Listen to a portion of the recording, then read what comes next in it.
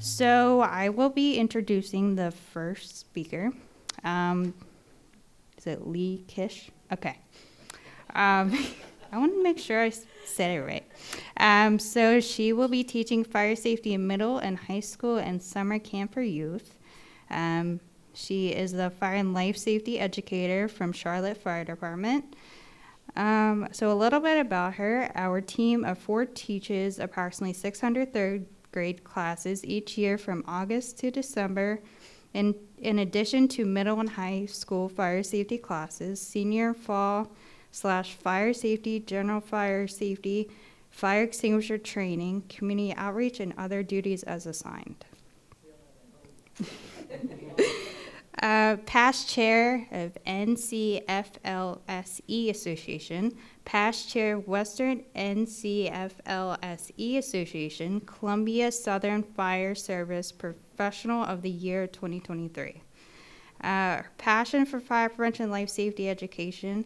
I firmly believe that we save far more lives through good prevention and public education than we ever will fighting fire. The sooner everyone comes to terms with that, the better we can direct funding where it needs to go. This is why I concentrate my efforts in the prevention world. Stop it before it starts. Welcome, Leigh. Elementary schools in Charlotte, and we teach every single third grade classroom. All 4 of us do it every single year. It's a city goal. It is not a fire department goal, and if we don't do it, the city employees do not get their incentive checks every year. So no pressure. So yes, we do that every single year so that nobody hates us. That's the reason we do that, but I like teaching middle and high school students. I speak sarcasm fluently. Sometimes they do, sometimes they don't, but I find them fun. I find them interesting. And so I'm going to tell you a little bit about our programs, and then I'll get into our camps, and we also have a high school program that we're tied into as well. But with middle and high school, we have to go anywhere from 4 to 8 times a year because of their block scheduling. So that adds to how much we have to go. The fire department itself, we are internationally accredited. We are an ISO 1. We have 43 fire stations. We're actually building 2 more right now. We have 4 fire and life safety educators. 4. Yeah, I know. We're all singing the same song, I know. We've had 4 fire and life safety educators for 30 years. It is what it is, we know. I'm hoping most of you have seen this before. It's the community risk reduction model, the ease of education. We're all preaching it right now. If you're not being strategic about your programs, this is the time to start. I just went to Tennessee, to Murfreesboro, to the Vision 2020 conference. And I've known about community risk reduction, but getting to go to that conference was enlightening. And watching these people do their programs with their models and the way they're keeping data, I was envious of the access to data that these people have and using all the ease for their programs. If you can do that and you can have a quality program that's truly prevention based, it's amazing. And the strides you'll make is amazing. So get your ease into all of your programs. We need to quit being responsive to things and start being prevention minded. We're constantly focusing on what can we teach people to do after there's a fire instead of teaching them what to do to prevent the fire from happening. And that's where we need to change our mindsets. So I put up there the quote, this is from strategicfire.org, and that's straight out of the CRR model, that CRR is a data-driven process to identify and prioritize local risks, followed by the integrated and strategic investment of resources, emergency response and prevention to reduce their occurrence and impact. Go to their website if you've never been. It's completely worth it. Their conference only happens every 2 years. The last one was in Murfreesboro. They just finished that contract. They're shopping around where they're going next. They're actually looking at Concord, North Carolina, so right by me. Don't know where it's going to end up for sure, but it's completely worth it to go if you have the opportunity. So getting into the schools, the first thing you have to do is to engage your first audience, and that is the school itself. You have to convince them it's worth their time to let you in the door. And the way you do that is to convince them, hey, first of all, we can teach so you don't have to do it for a little while. We can give you a break. And then you tell them also, hey, we're the subject matter experts. We know what we're talking about with the fire safety stuff. You don't have to teach this stuff because you don't really know that much about it, but we got this. We know what we're talking about. And then you bring up their state health standards. Everybody's got them. You just have to point out, you're supposed to teach this every year. Did you realize that? There's a book that says, in Maryland, this is what you're supposed to teach every single year about fire safety or about injury prevention. I can teach it for you. Take that weight off of them, and you have it right here. All of you have access to this. I just went online and Googled Maryland health education requirements, and it popped right up. So I found it for you. I'll give you a second to scan the QR code if you've never found this before. But then I even went in there in a second. The next few slides are going to be kind of wordy, I'm going to warn you. But I found all the standards for you of what is required for middle and high school and where you can tie in the curriculum requirements that already exist. So here's one right here.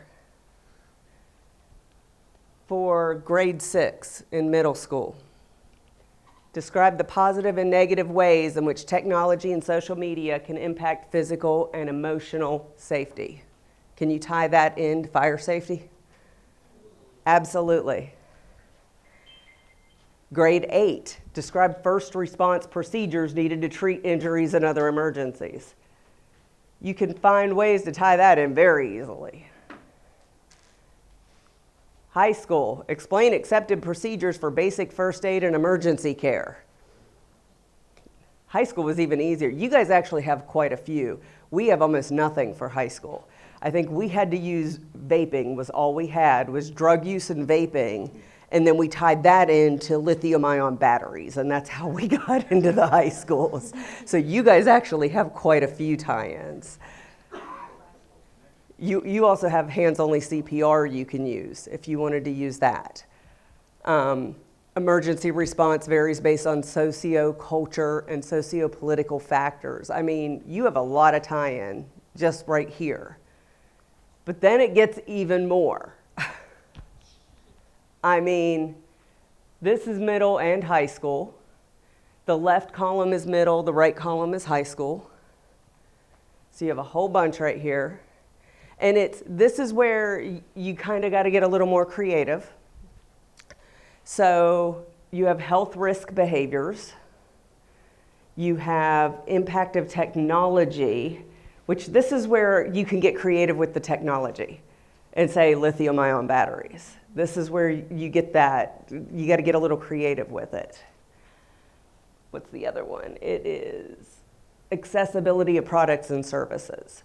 Again, you got to get creative with how you make the tie-ins, but that enhance health. That's it, health, the word health. Make your tie-ins however you need to make them. Decision making. We do that a lot with our middle school students, and we point out a lot of you are responsible for the decisions you make about yourself. So we do a lot of those tie-ins with them.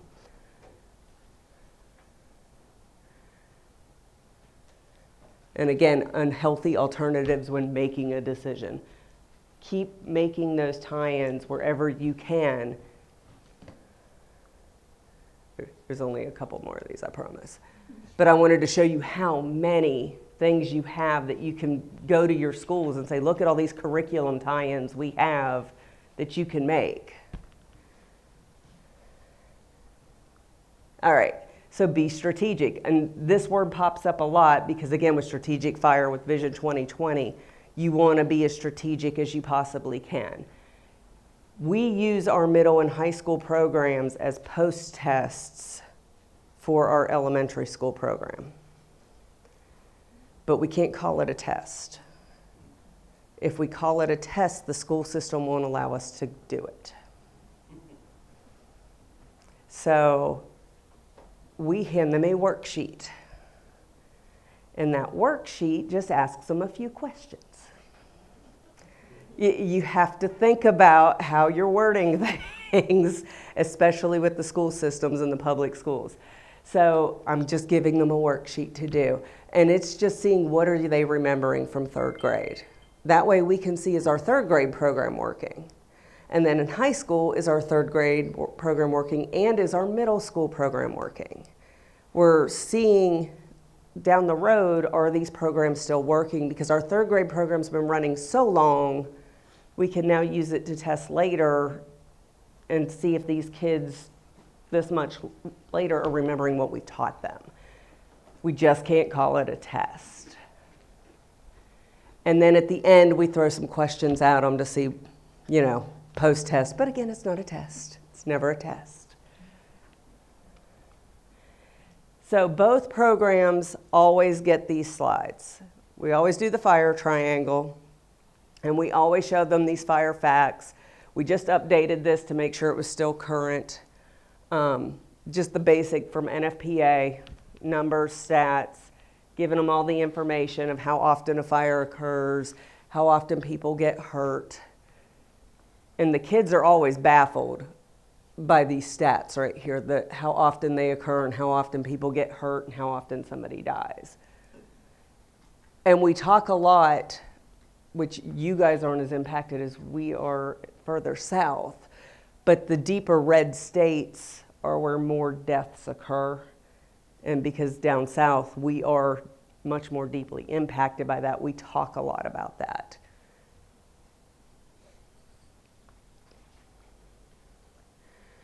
They also both get these slides, and we really talk a lot about the lithium-ion batteries. That is, I'll be honest, I talk a lot about that with every audience I go to right now. But really with the middle school, high school, they're charging their computers in their book bags. I don't know if you know that or not, but they are charging their computers in their book bags and they're charging their phones in their beds. So we are having a lot of conversations about that, and so are the teachers, by the way, if you didn't know that. The teachers are charging their phones in their beds too. So we're having a lot of conversations about how our electronics need to breathe, and they need to be charged on solid surfaces so that they don't cause a fire, and how these batteries are explosive. I actually had a high school class, I had a finance class invite me in, of all things. So we were really able to tie in that dollars loss fact and explain how, okay, this room has this much stuff in it, and this much stuff is going to cost this much money to replace if there's a fire. And we were able to make that money tie in and explain insurance and cost and things like that. So you could find a lot of ways to tie in with high school students. And then this goes on every slide too. It's just the basics, recapping everything, what to do if there's a fire. No matter who you are, you get this, get out, stay out, tell everybody. And this one. And I go into a lot of detail. It's our basic recruitment. We tell them what everybody makes, what every job entails. We tell them if you want to prepare for an alien invasion, you go work for emergency management. You do all that stuff. We give them all the details about every single job and every single salary, because that's what piques their interest. And we make sure they know it's not just wet stuff on red stuff and big red trucks. It's a lot of other aspects to the fire department. It takes a lot more to make a fire department run now. So now our middle school program. Middle school is probably the trickiest of the two. They're the hardest to get talking. And with our elementary school program, we're really strict. I don't let them ask any questions till the very end. It must be a question, it can't be a story, Has to be about the fire department or fire safety. We're really strict with them. With middle school, I want them to talk to me, because if I shut them down at any point, they're never going to talk again. So with middle school, I let them ask questions. I let them tell stories. It's kind of the polar opposite with middle school. You want to let them have that opportunity and feel safe speaking. It's a tricky, tricky age. And they already tend to be uncomfortable speaking in front of each other. So give them that opportunity to do it. If they're willing to talk, let them talk. Give them that chance. Ask a lot of open-ended questions, no yes and no's. Give them that chance to open up and speak. And even one of them be like, one time I burnt myself with a curling iron. Cool. Let them tell you that. It's okay. Real life videos. They've seen a lot of TV, they've seen a lot of movies. They think Chicago Fire is a really good depiction of the fire service. And that's what it looks like when you go in a fire. So they need to understand what it really looks like. We got lucky because one of our firefighters took really good helmet cam video that shows that you can't see a darn thing when you go in a fire. So we have that to show them, and they get it now. They see that you can't see anything. And it happens to be a fire where they did pull somebody out. So they're able to see what you can't see when you pull somebody out, and we have that footage. And we give them a gift. I learned something the hard way. Don't give them a pen at the beginning because they will click it the whole way through. Lesson learned. I mentioned this before, but we talk a lot about making choices, and you are responsible for your choices with middle school. We talk about the risk factors. This is where I make them talk to me, because I ask them with each one of these, how does it play into your level of risk? I ask them, how do you think age plays in? How do you think being a smoker plays into your risk? How do you think poverty plays into it? I make them tell me. I make them talk back to me. And then Burns, for us, our health curriculum, Burns is part of the middle school curriculum, so that's our direct tie-in to the curriculum is Burns. So that's why we talk a lot about Burns in our program. And we go through the different levels of Burns. And we tell them about the rule of nines, the total body surface area, and how we figure out, okay, you hear on TV somebody's got 27% of their body's been burned. This is how we figure it out. And we show them this picture. And we go a lot into the burn centers. And I know for you guys too, most of us don't have a burn center close to us. We don't in Charlotte either. As big as we are, we do not have a burn center in Charlotte. And that always baffles the kids when I tell them that. We have 2 in North Carolina, and neither one of them's in Charlotte. So one's in Chapel Hill and one's in Winston-Salem. So no matter what, you're going a long way if you get burned, at least an hour down the road. So I'm able to explain how far they have to go and what the process is going to be once they get there. And this, it grosses them out every single time. And it's a real person, a famous person, an actor. I'm struggling with this slide only because the kids no longer know who he is. It's J.R. Martinez. But the younger kids don't really know who he is anymore, so I need to find somebody else. I was thinking about changing it. Do you guys know who Ketchy is? She was on America's Got Talent. I'm trying to find somebody else famous who's been burned that they can relate to. She's younger, and she was burned in a plane crash, but I might change it to her. We met her in Chapel Hill recently, and it needs to be somebody they can understand who it is, because now he's old to them and they don't know who he is. But he's a famous actor and activist who was burned. So I try to make it somebody who's taken something horrible that's happened and spun it into something good, but explain the consequences and how it could have completely derailed his life, and how it's a permanent thing, and it's psychological, it's mental, it's stuff you have to overcome, and what you have to go through. And then we also go into the legal aspects of it. Not just burns, but the legal aspects of pulling the fire alarm. And then we go into arson, and I make them do a little math with arson. I go into, if you set a fire, but you set 3 little fires in the room, now it's not just 1 count, it's 3, and I make them multiply and figure out how many years they're going to spend in prison and stuff like that, because that makes it seem real to them. When they have to do the math and they have to figure it out, it suddenly changes things for them. So we also talk about why arson is a violent crime. We get into that, and I make them come up with, what do you think a violent crime is, so that they understand why it's violent. Our high school program, again, I let them talk because I want them to talk to me, but high school's not as afraid to talk. Sometimes we run out of time with the high school program because they're not as afraid to talk to me. And we get a lot more into real life with them. So we talk about the sources of fire. This second slide is actually my own cousin. Her name is Brenna. She was 2. She pulled a bowl of soup over on herself. My aunt had thought she put it far enough back on the counter.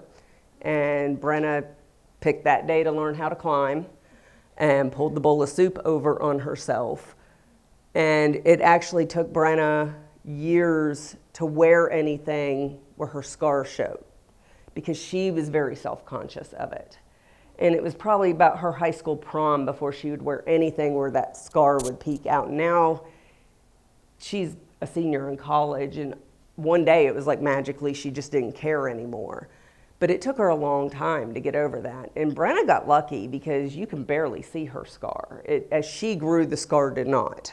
So she got very lucky. But it's proof of the psychological aspect of that, because she doesn't even remember getting burned, but she was still very aware of the scar. So it's a good example I use with them. With the high school kids, we get into extinguishers. I don't get into extinguishers with anyone under 16. And even that we're iffy with. But that is the very youngest we will talk to anyone about extinguishers with. And the truth is, the first thing we tell everybody is the purpose of an extinguisher is not for you to put out a fire. We don't ever want you to put hands on the extinguisher if you can help it. We want you to get out. But we do want them to at least know how to use the fire extinguisher. So we talk about the classes of fire. We talk about pass method. Have any of you seen the new type of extinguishers that are out there that have the little cartridge on top, the compressed? There's a new type out there. You'll have to look it up because it's going to change the word pass on us. Yeah, and they are allowed. They are to code. They're completely different, but they're not going to be required to be serviced every year. It's a whole different ball game. We're starting to allow them in Charlotte, so they're meeting code requirements, so keep an eye out for them. But it's a whole new animal, and it's going to completely change how we teach people to use extinguishers. We also get into the specialty programs that they have. Do you guys have these in your high schools too? Some of the specialty career programs? So anytime we get with them, we try to get culinary students. We talk about kitchen hood systems and explaining how they work. If you have engineering programs, we try to talk a lot about, please don't daisy chain your cords, don't daisy chain your surge protectors, don't use extension cords, period. We get into all that stuff. With the automotive, we talk about the oily rag cans. We try to get ahead of some of the code stuff with them so that later, maybe a fire inspector isn't gonna have such a hard time with them. My first life was, well, second life technically with the fire department, was a fire inspector. So I am still somewhat code-minded. That was 13 years of my career with the fire department. So I stay in that code brain sometimes. So I do try to teach a lot of the code stuff to stay ahead of the game. All right, so our camps. We have Camp Ignite and Camp Hornet's Nest. These are 2 high school summer camps that we do. They're kind of a recruiting tool. That's how Camp Ignite started first. That is the girls' camp. And less than 3% of our fire department is women.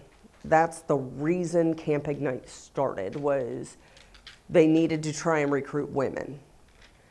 And they thought, well, let's have a camp, let's bring girls in, show them how great the fire department is, and maybe we'll get some women out of it. And then the men went, well, wait a minute, we need a camp too. So we had a boys camp. And now we have both. So we usually do Camp Ignite, and we have a day in between to reset, and then Hornet's Nest follows. Camp Ignite is a little more empowering, feel-good, uplifting, where Hornet's Nest is a little more, I'll call it militaristic in nature. But the idea is the same. It's a recruitment tool. They're both recruitment tools. I didn't actually put that up there for you to donate to our camps. I just wanted you to see if you ever want to click on it to see the form that we have to encourage people to donate to our camps. Our camps have little fire department funding. We have a little bit of budget set aside. This year is the first year our state now offers a grant for fire department grant camps, so that we are applying for that. Both of our camps are. So that's a new thing.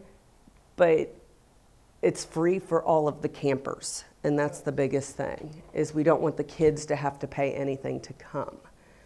We had a girl from West Virginia come 2 years ago. We don't have any rules on where you have to live to come to the camp. Charlotte kids get priority, but there's no rules that say you have to live in Charlotte to come to our camps. Our biggest thing is that you are in 9th through 12th grade, and then they go from there. That's kind of it.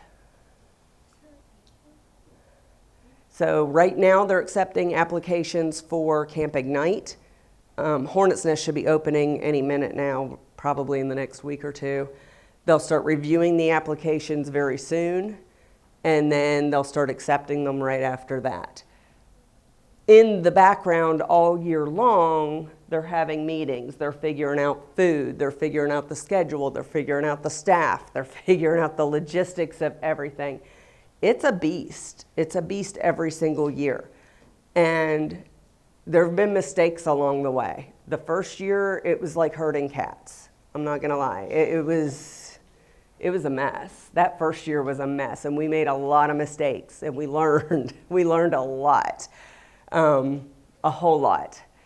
But it's great. I think it's I won't call it seamless, but it's great now. It's really good. If you look, the bottom corner picture, it's hard to see. I know it's small, but both groups, they organize them into what we call battalions.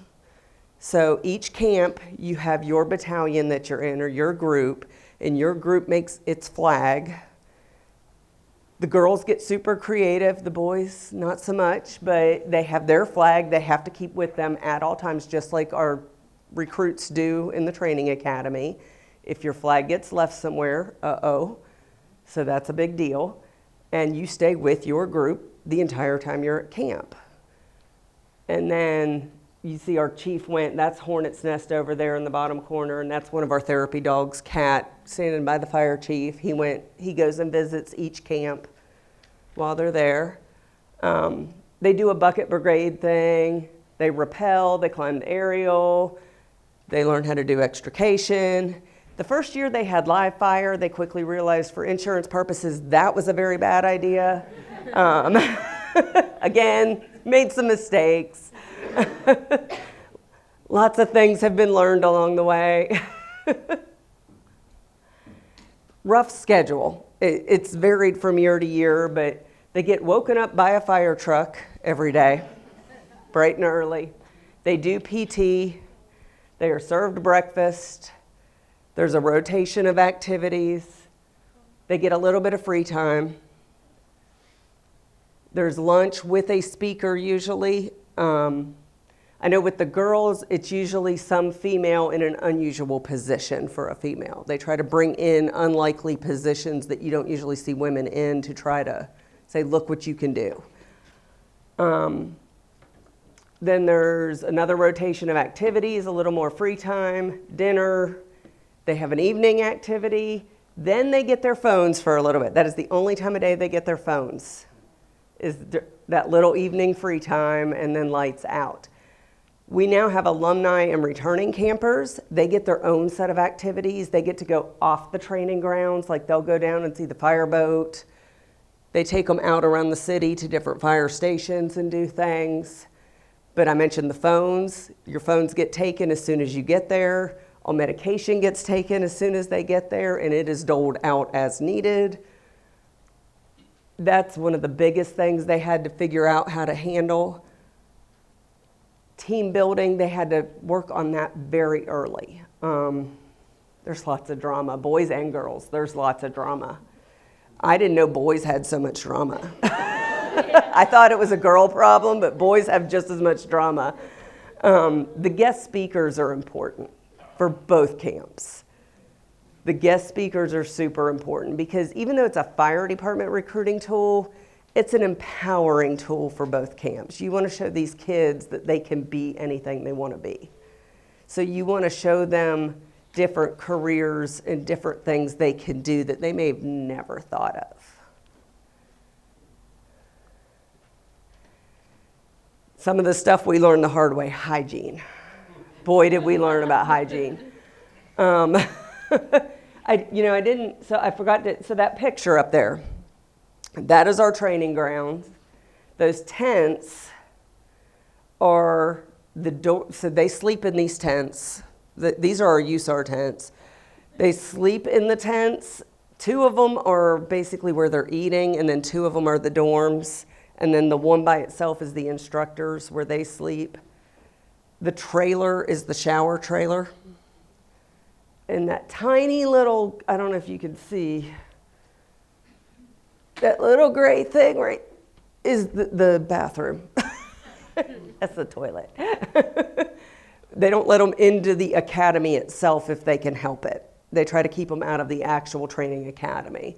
The training tower is kind of just down here in the bottom, and they do go in our training tower as they need to. So they try to keep them, though, out of the actual physical training academy because we're running classes. Police and fire are going through there at the same time as all this is going on. So we're trying to keep everybody as separated as we can. So they're living in these tents in June. They are air conditioned as they can be. I mean, they get warm, but it's not 90 or anything in there, but it's not comfortable on cots. So hygiene's important. Something we did was we got a company to donate little kits because some of these kids are super low income that are coming to us. And some are coming in with pretty much nothing. So we got a couple companies to donate some toiletry kits to us. Flip-flops for the showers, shampoo, toothpaste, body wash, the basics. So we knew these kids would at least be able to wash themselves, if nothing else, because we quickly learned after the first year we weren't guaranteed that stuff was coming with them. And we also learned if you don't say, go take a shower, they might not do it. So you had to be very specific with them to go take a shower. Something else we've learned in the last couple years is mental health. We're fortunate to have a robust therapy dog program, and we have a counselor on staff. Not everybody has that.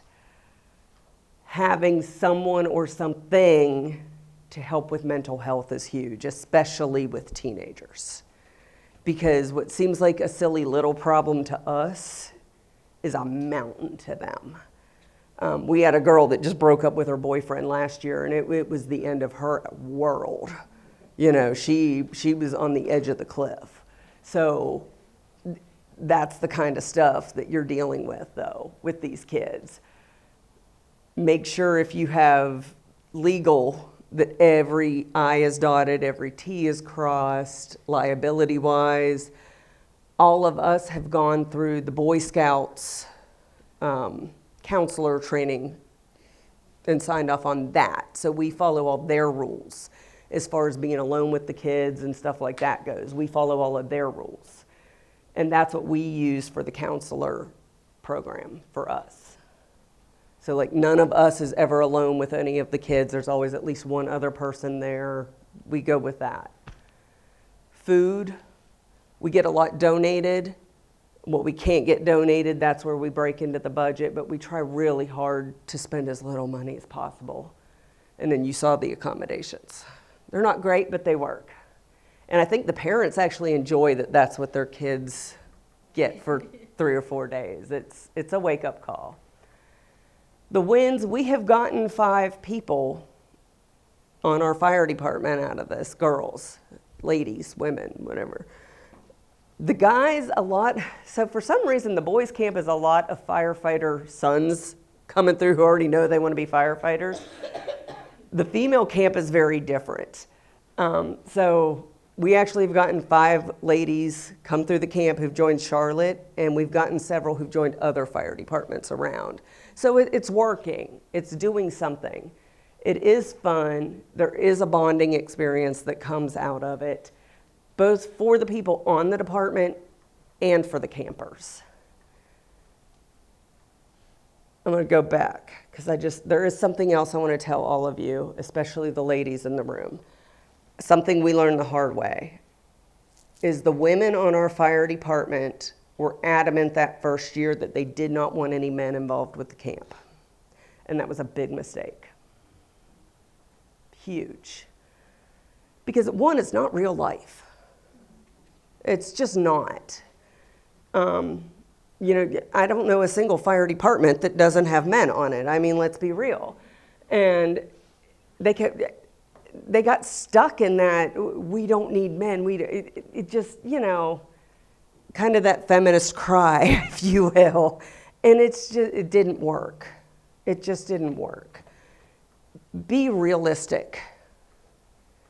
We don't have a single truck that doesn't have a man on it. Why would you run a camp without the help of what the majority of your department is? Take the help that's offered. If somebody wants to help you, don't turn them away because they're the opposite sex. Take the help that's offered. Don't be too proud to take any help that's offered. And that's one of also the wins, though, is we realized you got to take the help that's offered. And when you finally do and you work together, it becomes much better. So the other program we have the Explorer program. We just went to the Burn Center in Chapel Hill back in January. And they got to tour the Burn Center. We had I won't call it fun, but it was an eye-opening experience for them. And it was a fun trip. How about that? It was a fun trip to take together. And they march in our parades with us. They're a great group of kids. And then we also have the high school program at one of the high schools in Charlotte. They do a police and a fire program through that high school. And the fire one, when you come out of it, you have basically ICS 1 and 200 and you're certified. So it's a great program. It's at Hawthorne High School in Charlotte if you want to ever look it up. We have little to do with the actual program other than a retired Charlotte firefighter helps run it. So it's indirectly involved. The biggest thing with all of this is keep your data on all of it. Like know what's winning and what's losing, basically. Shout out your wins, but admit when something isn't working. Knowing how many classes you teach is great. Knowing how many people you teach is great, but it doesn't do you any good if you don't know if it's working or not. Otherwise, you're just a hamster on a wheel, doing things over and over and over again. So know when to push, know when to pivot, know when to pull back.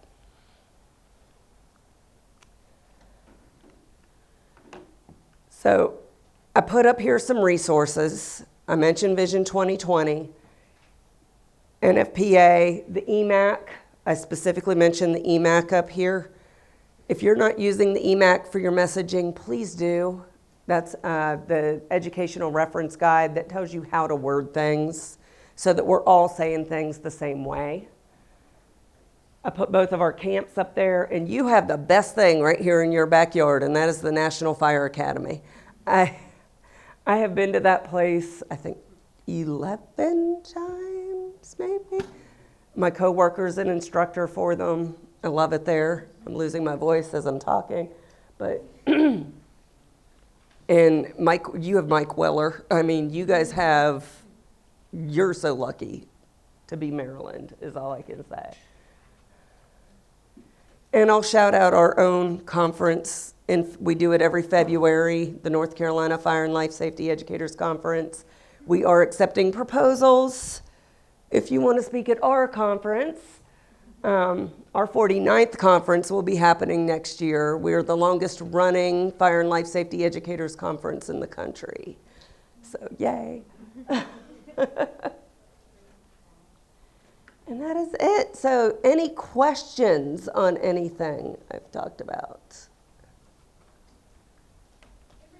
Yeah.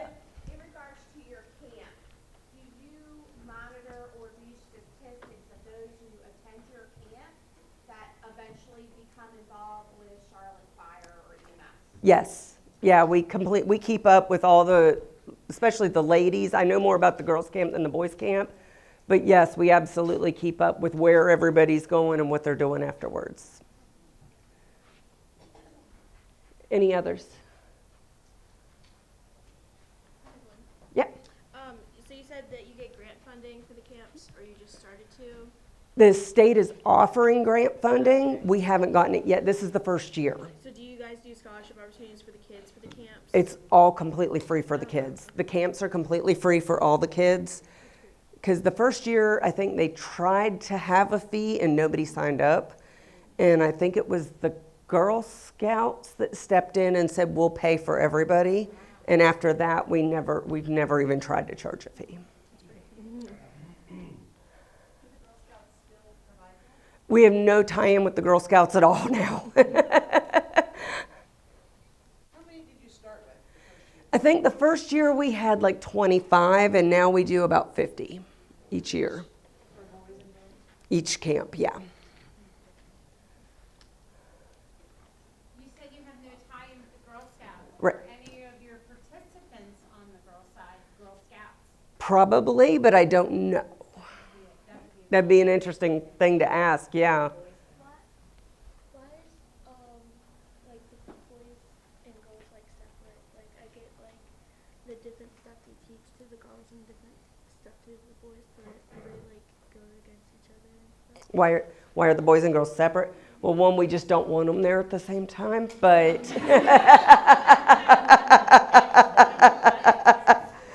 but we actually teach them the same stuff. They run through all the same rotations pretty much. We just keep them separated. Yeah. Do you guys have like games that they go against? What do you mean games? Like girls versus boys. Yeah. no, okay, like girls versus boys? No, because they run at completely different times. Like the girls runs for 3 days, then there's a break, and then the boys runs for 3 days.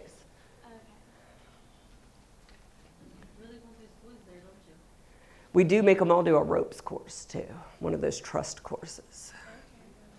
I'm sorry, I'm like, she wants to go. I want to go. Well, sign up. Can you speak to your budget for the program? I'm sorry? Can you speak to your budget for the program? I don't totally know the numbers because it's on our training grounds and it's all staff run. The first year they used to do it higher back. Now they make them volunteer. So it's a lot of volunteers, which is harder, I will say. But we get most of the food donated. The academy has its resources already there. So budget's very, very low. It's because everything's already there. You know, the tents are there. All of our stuff is there. You know, we already have everything. So we're lucky in that regard. I know they bought a lot of turnout gear specifically for the camps so that they weren't using used turnout gear that had been in fires.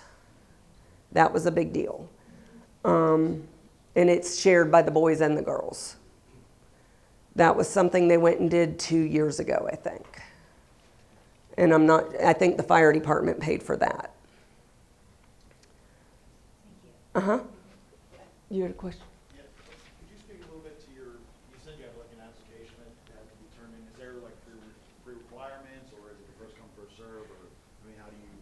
So it's not first come, first serve, but what they do is once they get all the applications, they look at the oldest kids first, and they actually break it down by race because they want it to be kind of even. So oldest, and then try to make it as even across the board racially as they can. So the reason they do oldest first is simply because they're not going to get to come the next year.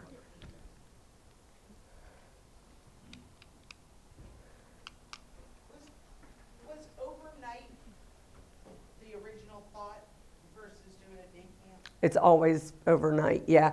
The ladies in our department went to Arizona and modeled it after one they do.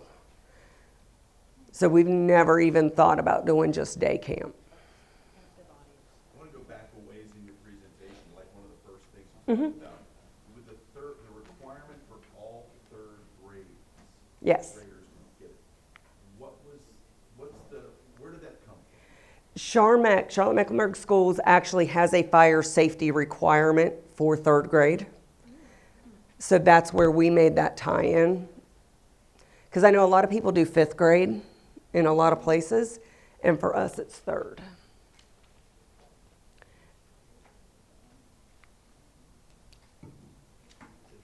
That's where the school system put it, so that's where we jumped in. Now, do you also teach the other students or just mainly third grade? Mainly just third grade. We send the trucks for the other grades. Kind of like a touch a truck day? Basically, yeah. We handle all the requests. If you go online to our website, charlottefire.org, you'll see where you can request a program, and most of them we're going to funnel to the trucks. If you request fire extinguisher training, seniors, or something very specific, you're probably going to get one of us. But if it's I want to see a big red truck, you're just going to get a big red truck.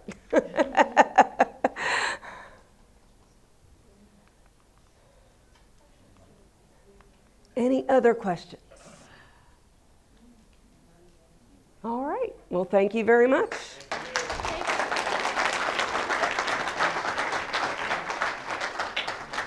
Yeah, this is just a little thank you, a taste of Maryland, as I would say. Thank you. Something to take back and be envious of everybody. Thank you. But we greatly thank everybody, and Cindy, Let's do okay, a little 10-minute break. bio break. Yep.